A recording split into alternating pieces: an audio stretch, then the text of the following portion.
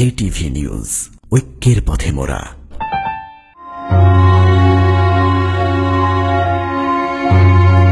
আশ্চর্য এই পৃথিবীর বুকে ছোট্ট এই বাংলাদেশ,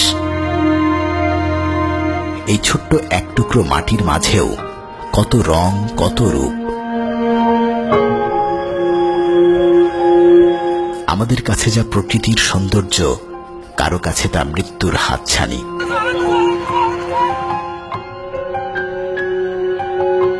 আমাদের কাছে যা জলের নৃত্য কিংবা কবিতার জলকেলি,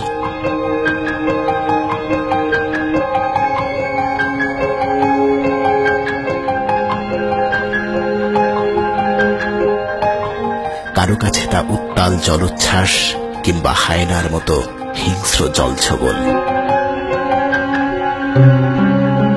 আমাদের কাছে যা ভ্রমণে প্রমোদ, কারো কাছে তা প্রকৃতির সাথে যুদ্ধ, যেখানে প্রতিটি মুহূর্তে কঠিন বাস্তবতার সাথে চলে লড়াই। সভ্যতার আলো যাদেরকে আলোকিত করতে পারে না, যেখানে উত্তাল সমুদ্র, সেখানেই যেন ধুধু মরুভূমি। যেখানে হাড় কাঁপা শীতের কাঁপুনি, সেখানেই কঠিন মরুত্তাপ। আমরা এমনই এক প্রাকৃতিক মনুষ্য সম্প্রদায়ের সাথে আপনাদেরকে পরিচয় করিয়ে দিতে চাই, প্রকৃতির সাথে যুদ্ধ করে বেঁচে থাকাই যাদের স্বপ্ন। যা গ্রাম কিন্তু গ্রাম না, পানি আর পানি। মাঝে মাঝে উকি দেয় টিনের চালা, মনে হয় যেন আকাশ থেকে দৃশ্যমান কোনো প্রান্তর। আসলে তা নয়, বরং এই দূর অবস্থার কারণ তারা সভ্যতার কিংবা আধুনিকতার ছোঁয়া থেকে শুধু বঞ্চিতই নয়, পাছে আধুনিকতার বাতাসও এখানে পৌঁছতে পারেনি। আর পারবেই বা কিভাবে? কারণ মোটামুটি শহর বলতে আমরা যা বুঝি, তা থেকে এখানে আসার দূরত্ব অথবা দুর্গম পথ পাড়ি না দিলে কোনোভাবেই অনুধাবন করা সম্ভব নয় এখানকার সত্যিকার অবস্থান।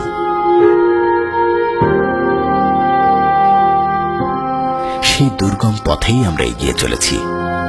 ঢাকা থেকে সারা রাতের লঞ্চ জার্নির পর দ্বীপ জেলা ভোলাই, সেখান থেকে ইলশা ঘাট, আর সেখান থেকেই 2.5 ঘন্টায় ইঞ্জিন চালিত ট্রলারে দুর্গম পথ পাড়ি দিয়ে এ পর্যন্ত পৌঁছতে সক্ষম হয়েছি। তবে আমাদের জন্য প্রকৃতির অকৃত্রিম সহযোগিতা ছিল বলেই হয়তো আপনাদেরকে নিয়ে এমন একটি জায়গায় আমরা শেষ পর্যন্ত পৌঁছতে পেরেছি।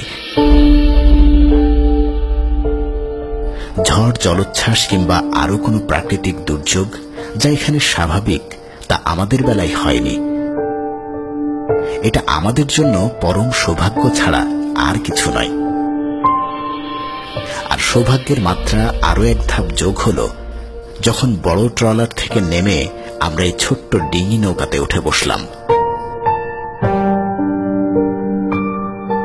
সে এক অন্যরকম অনুভূতির রাজ্যে হারিয়ে যাওয়া।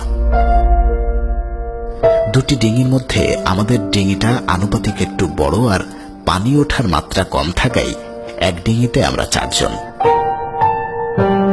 আঁকাবাঁকা দীর্ঘ পানিপথ পেরোতে মাঝির অদল বদল করতে হয়েছে বেশ কয়েকবার।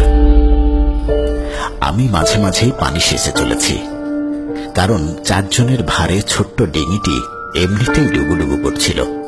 তার উপর যদি ডিঙির তলদেশ ভিজে নৌকার ওজন বাড়িয়ে দেয়, তাহলে আমাদের শুধু তলদেশ নয়, ডাঙায় উঠতে সাঁতার প্রতিযোগিতায় নামতে হবে 4 জনকেই।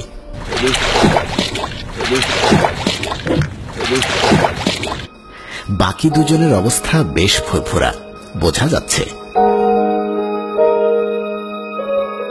কিন্তু কিছুতেই কি বোঝার উপায় আছে যে মুহূর্তের মধ্যেই এই জলাধার কোথায় হারিয়ে যাবে? হ্যাঁ বন্ধুরা, এখন জোয়ার চলছে বলেই নাকি এখানে পানি। ভাটা হলে এই পথটি পাড়ি দিতে হবে পায়ে হেঁটে। কর্দমাক্ত এই বিশাল জেগে ওঠা চরের নাম ভোলার চর, আর ভোলার চরের এই অংশের নতুন এক নামকরণ করা হয়েছে।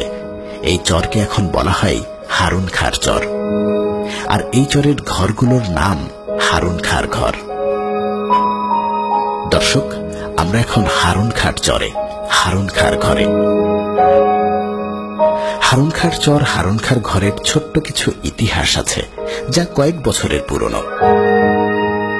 ভাঙাগড়ার জীবনযুদ্ধে সব হারানো, হাল ভাঙা, দিগ্ভ্রান্ত, অসহায় এই মানুষেরা যখন জীবনের সর্বস্ব নদীর গর্ভে হারিয়ে শিশু সন্তান অথবা সন্তান সম্ভবা জীবন সঙ্গিনীকে নিয়ে এক মুঠো ভাতের জন্য মাথার উপর এক টুকরো ছায়ার আশায় কঠিন রোদ্দুর উত্তাপে কিংবা